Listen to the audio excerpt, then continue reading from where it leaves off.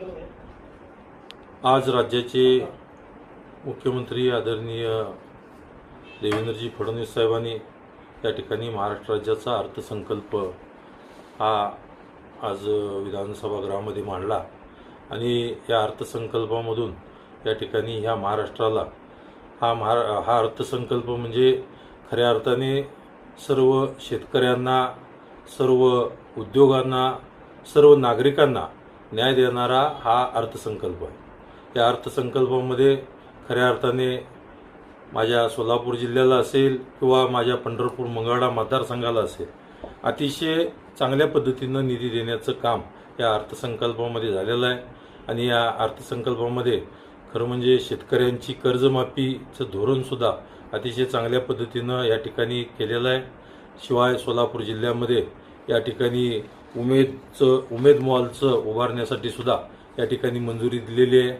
शिवाय 7.5 HP पर्यंतच्या सर्व शेतकऱ्यांना या ठिकाणी वीज बिल माफ करण्याचं सुद्धा धोरण या ठिकाणी आदरणीय मुख्यमंत्र्यांनी घेतलेलं आहे। शिवाय आज या ठिकाणी बघत असताना या मुख्यमंत्री लाडकी बहीण ही योजनेसाठी सुद्धा भरीव निधी देण्याचं काम या अर्थसंकल्पामध्ये खऱ्या अर्थाने झालेलं आहे। आणि आज या निमित्तानं या पंढरपूर मंगळवेढा मतदारसंघामध्ये या अनेक रस्ते, पूल आणि मंगळवेढ्याची जी महत्त्वाकांक्षी योजना आहे 24 गावची उपसा सिंचन योजना, या उपसा सिंचन योजनेला सुद्धा 60 कोटी रुपये त्या ठिकाणी तरतूद केलेली आहे।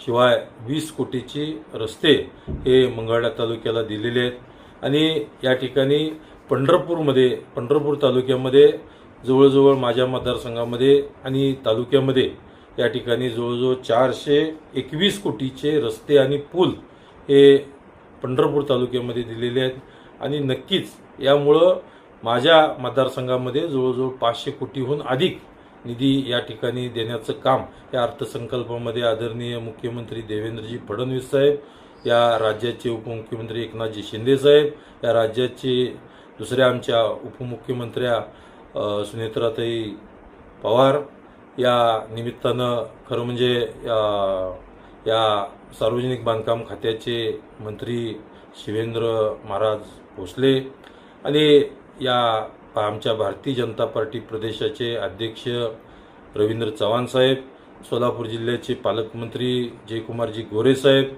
यांच्यामुळं या ठिकाणी हा निधी या निमित्तानं माझ्या मतदारसंघाला मिळाला। मी मनापासून या सरकारचं अभिनंदन करतो, मनापासून त्यांचं पंढरपूर